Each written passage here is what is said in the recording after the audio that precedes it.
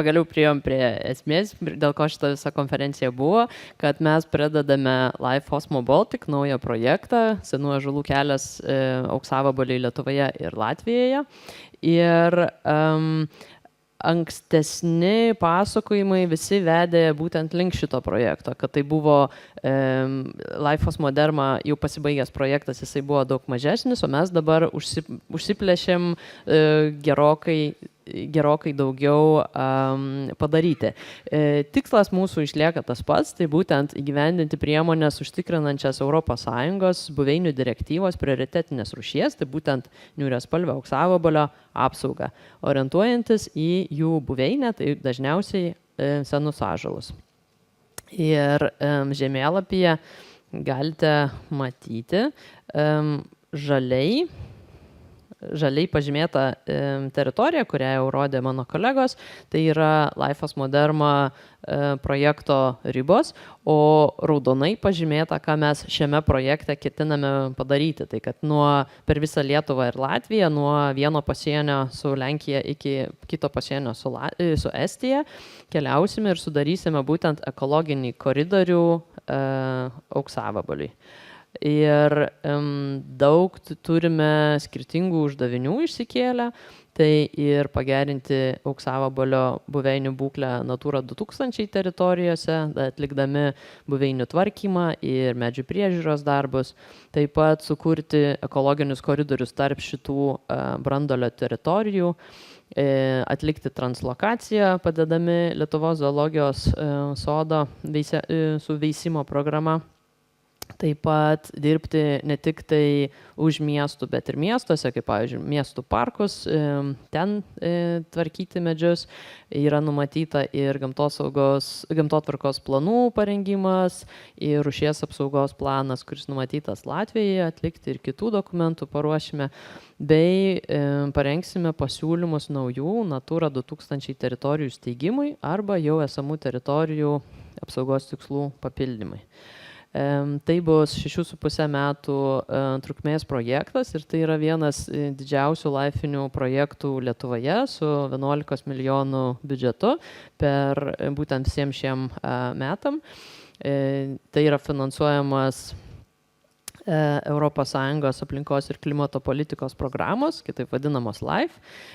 Prisideda finansavimu ir aplinkos ministerija bei Latvijos valstybinė regioninės plėtros agentūra. Iš viso, kadangi mes labai įvairių uždavinių išsikėlėm šiame projekte, tai ir partnerių konsorciumas buvo sudarytas platus iš 8 partnerių ir Lietuvoje ir Latvijoje. Tai Lietuvos gamtos fondas vadovauja šiam projektui, o prisijungia taip pat Lietuvos zoologijos sodas, Žemaitijos nacionalinio parko direkcija ir Dzūkijos Suvalkijos saugomų teritorijų direkcija. O Latvijoje prisijungia Daugpilio universitetas, taip pat Latvijos valstybiniai keliai, Latgalės planavimo regionas ir gamtos apsaugos agentūra iš Latvijos. Tinkamų medžių inventorizacija yra vienas pagrindinių uždavinių, kadangi norint tos koridorius nubrėžti, mums reikia žinoti, per kur brėžti. Ir čia kviečiu toliau kolegą Daną papasakoti apie ekologinio tinklo išskyrimą. Taip, Gustina paprašė greičiau, tai aš stengsiuosi mažiau kalbėti, kad neerzint vertėjos, nes gavau pastabą, kad per greit kalbėjau praeitą kartą iš savo kolegų. Bet pabandysiu tada lakoniškai apžvelgti, jau vieną ekologinį tinklą pristačiau, dabar trumpai apie kitą ekologinį tinklą, tai iš pradžių kokia yra gamtosauginė problema. Tai yra toks mokslininkas Francas Vera, kuris yra pristatęs tą medžiais apaugusių ganyklų teoriją, tai kalba, kad šiaurinėse platumose, kuriuose mes patenkame, matyti dominuojanti ekosistema arba dominuojanti buveinė, ilgą laiką, kol žmogus nevaidino svarbios rolės, sudarė stambių žinduolių, žolėdžių žinduolių palaikomi retmiškiai, kurie atitiktų mūsų dabartinės medžiais apaugusias ganyklas. Vėliau šios buveinės pradėjo nykti dėl žmogaus veiklos, dėl to, kad stambius žolėdžius gyvūnus pakeitė mūsų naminiai gyvūnai. konkuruodami dėl tų pačių buveinių, kur mums reikėjo užsiauginti maisto, ir gamtinė branda pasiekusių medžių sumažėjo ir automatiškai, kaip jau kalbėjo čia ir mūsų kolegos iš Švedijos, pradėjo nykti su jais aptinkami, juose aptinkami įvairūs gyvi organizmai. Išlikusios buveinės yra fragmentuotos, dažnai blogos būklės ir dideli atstumai tarp išlikusių buveinių iš principo įkalina ten egzistuojančias retas rūšis priklausomas nuo senų brandžių medžių į tose buveinėse, ir jeigu medžių yra nedaug, perspektyvos tokių buveinių yra labai neigiamos, ten po vienos audros išvirtus medžiams rūšis neturės kur persikelti. Tai čia ateina į pagalbą ekologiniai tinklai, tai kitaip tariant, jeigu mes turėsime egzistuojančias jungtis tarp tų vietų, kurios egzistuoja, kaip aš jau kalbėjau, toks, pavadinkim, saugomų teritorijų. Jeigu saugomas teritorijas, brandolio teritorijas įsivaizduosim kaip miestus, tai tie pavieniai medžiai gali būti viešbučiais, kur galima laikinai apsigyvenus per keletą metų, dešimtmečių ar šimtmetį persikelti iš vienos buveinės į kitą ir plisti kraštovaizdyje.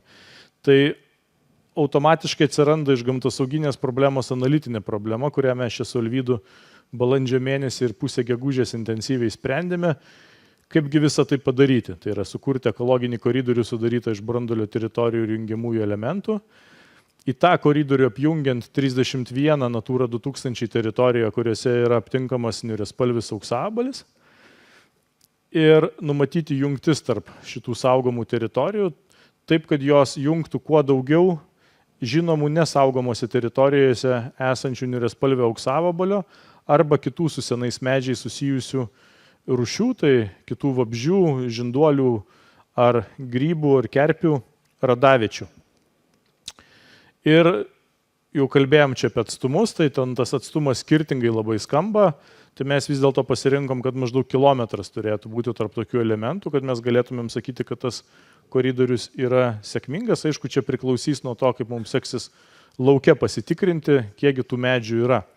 Tai jau trumpai pristačiau, bet čia ilgai neapsistosiu prie šitų skaidrių, jau daugmaž diskusijos metu aptarėm, kad nuo praeito projekto pradžios, šio projekto pradžioje mes papildėme SRISą 135 radavietėmis, čia ne tik tai projekto komanda, čia visi Lietuvos gamtos tyrėjai, tuo prasme SRISas pasipildė tiek naujų rūšių, beveik 300 radaviečių yra informacija žinoma nesenesnė nei 10 metų. Papildomai per pirmą projektą yra publikuotas mokslinis straipsnis, kurį galima susirasti internete, čia greituoju būdu neįdėjau nuorodos, kad kitos rūšys, kurios yra labai stipriai koreliuoja jų radavietė su niuriaspalviu auksavabaliu, tai mes žinom beveik 600 šitų rūšių radaviečių ir tiesdami ekologinį koridorių galim numanyti, kad jeigu turime tinkamą radavietę ąžuoliniai kepenai ar marmuriniam auksavabaliui, greičiausia ta teritorija bus tinkama ir niuriaspalviam auksavabaliui. Čia visas sąrašas rūšių, kurios yra susijusios ir yra pastebėtos koreliacijos, kad tose pačiose buveinėse egzistuoja. Jau daug kalbėjom, bet pabandysiu užakcentuoti, kas yra optimali ir suboptimali buveinė. Tai matyti, optimali buveinė yra didelės gerai apšviestų medžių grupės, o jau tokios suboptimalios buveinės, kur niuriaspalvis auksavabalis gali egzistuoti, bet neaišku kiek, tai senieji parkai, kur dažniausiai tokių medžių būna nedaug, pamiškės, blogai apšviesti medžiai miškuose, atvirose vietose augantis pavieniai medžiai arba medžių alėjos prie kelių. Tai vėlgi, truputėlį išsikraipė tekstas, vėlgi tinklo elementai, jau tą skaidrę pristačiau, tai ilgai neapsistosiu, tai tiesioginiai, kuriuos mes galime surinkti iš esamų duomenų bazių, seni lapuočiai medžiai, žinomos niuriaspalvio auksavabalio radavietės, europinės svarbos radavietės ir kertinės miško buveinės, bei potencialus, kur mes kaip ir tiksliai nežinom, bet įtariam, kad tose vietose gali būti tinkami elementai niuriaspalviams auksavabaliams, tai prie jų aš neapsistosiu ir visą tai vėlgi patenka į tam tikrą žemėlapio algebrą, tai yra mes darom suminį balą heksagone, kiekgi tam tikrų elementų turim. Šitoje vietoje norėtųsi labai padėkoti visiems, kas mums padėjo rinkti duomenis, tai jau reikėtų matyti padėkoti valstybinių miškų urėdijai, kuri pabėgo iš susitikimo, tai padėką jiem perduosim atskirai, nes pateikė iš tikrųjų virš 2000 savo miškuose esančių senų lapuočių medžių radaviečių su koordinatėmis, kur mes matyt pasitikrinsim, kiek jie tinkami ekologiniam tinklui ir tolimesniam naudojimui. Dabartiniu metu susirašinėjame su savivaldybėmis, kurios matyt irgi pateiks tuos duomenis, bet jau esam pasidarę koridorių. Taip atrodo įvertinimas. Tai, kur šitas lazeriukas? Taip, laser pointer, bet šitas, pirmas šitas. Ok, tai čia yra senoji projekto teritorija. Ir toj senoji projekto teritorijoje mes ieškome,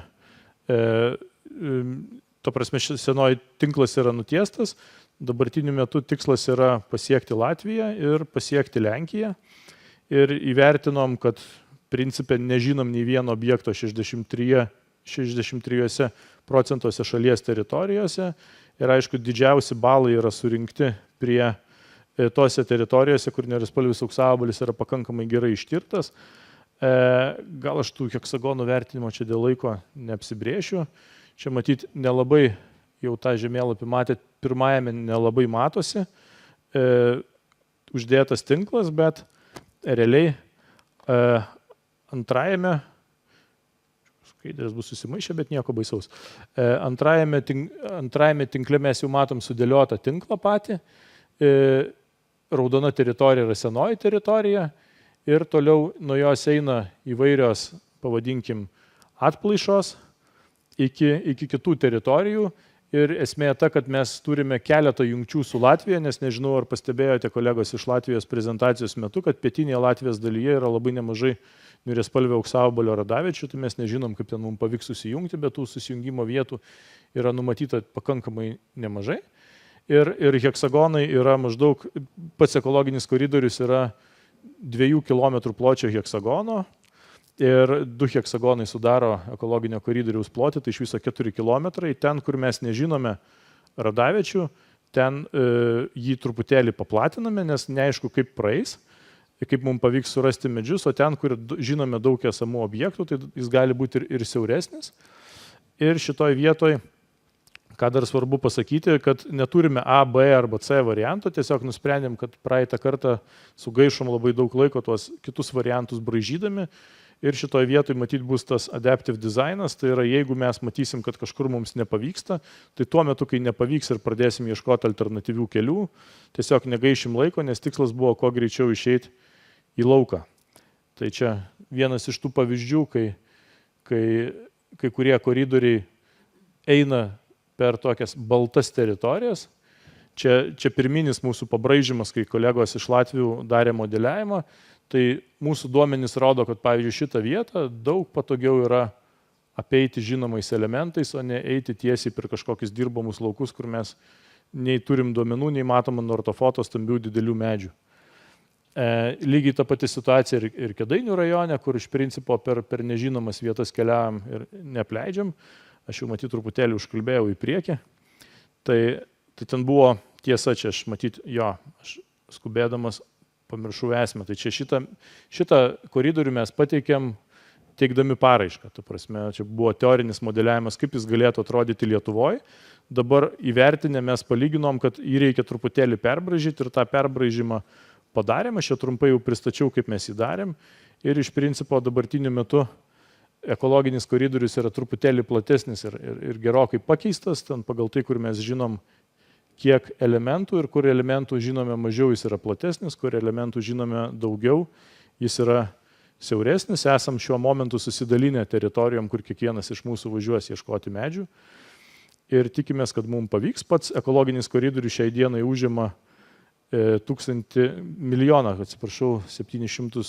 000 hektarų. Ilgis yra apie 1300 km. Ir, kaip jau minėjau, apima 31 buveinių apsaugai svarbę teritoriją, 1500 kirtinių miško buveinių, kurios yra tinkamos niuriaspalviams auksavabaliams,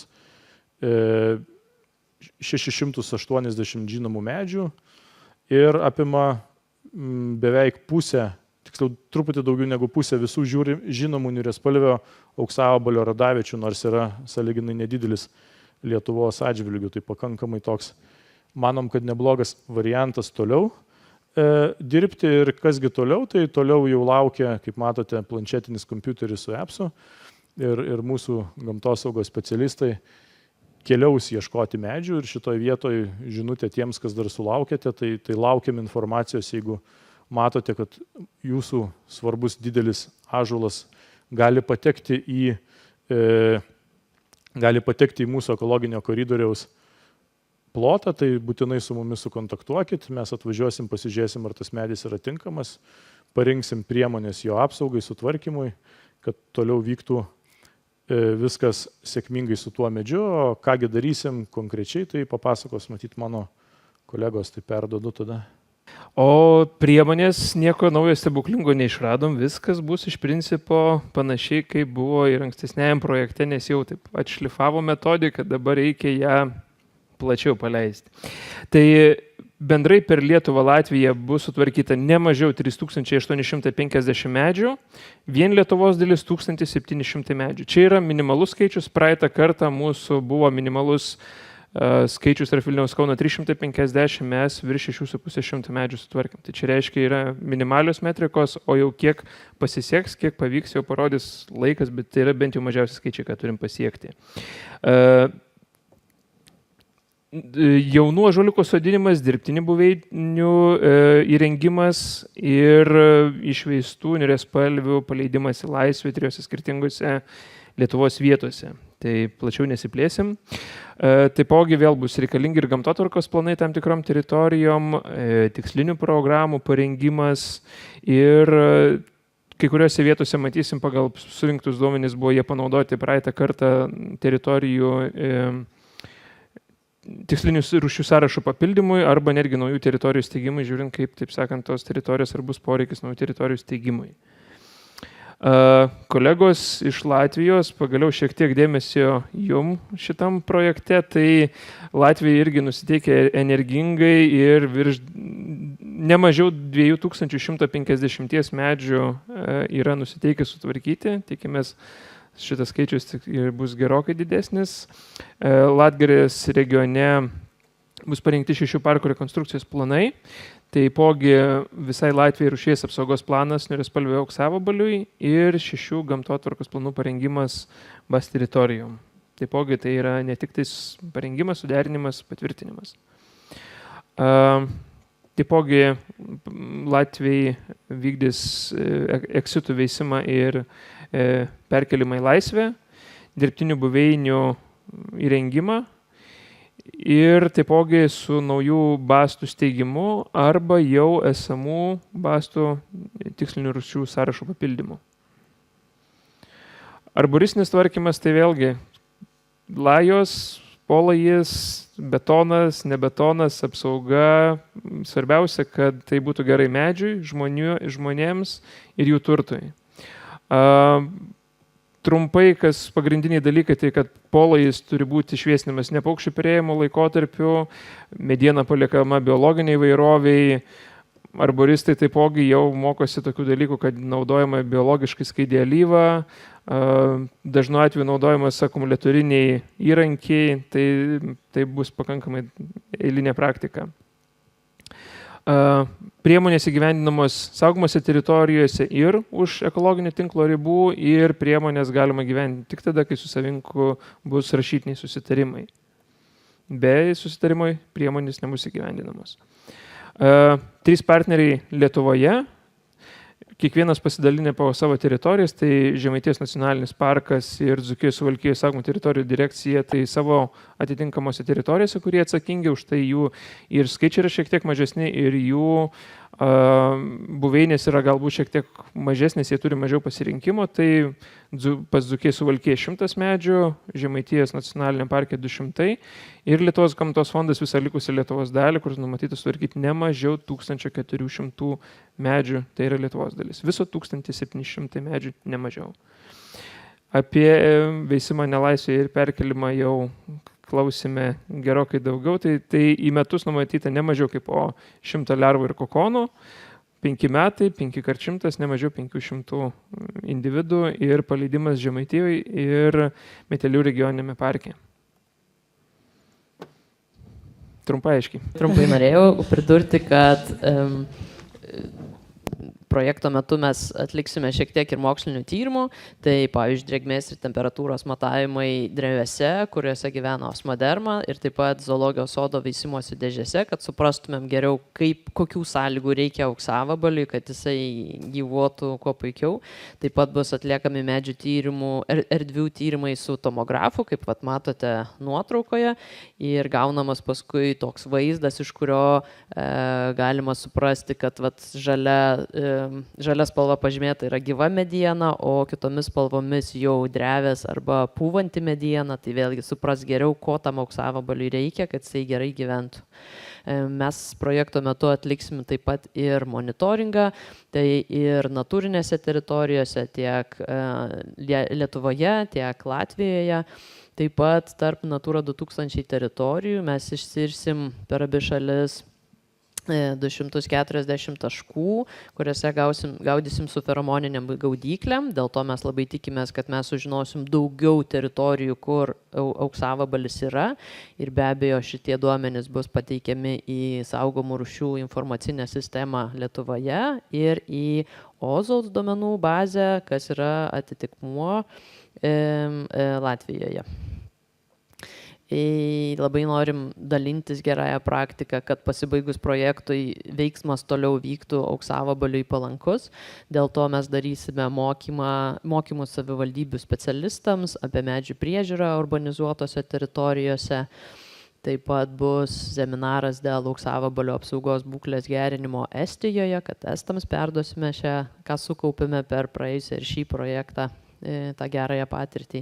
Ir taip pat partneriai Daugpilio universitetas sukurs ir aprobuos studijų kursą, kuris bus skirtas būtent žaliųjų erdvių tvarkymui su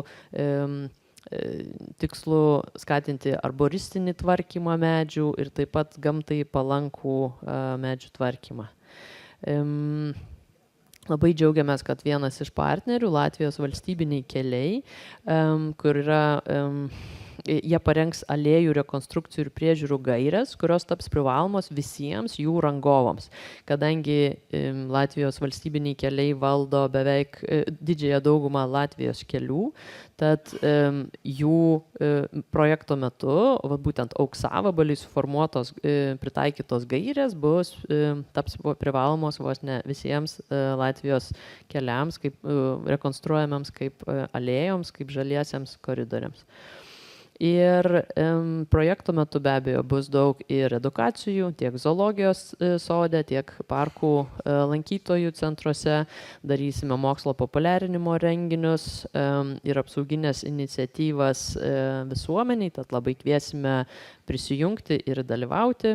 Ir jeigu norite kažką su mums galbūt pasakyti, žinote kokį galbūt medį senolį, tai su mumis galite susisiekti osmoderma@lgf.lt ir labai tikimės, kad su ne vienu čia esančiu bendrausime projekto metu ir toliau. Ir dabar, jeigu turite klausimų man arba kolegoms Danai ir Alvydui, tai prašom.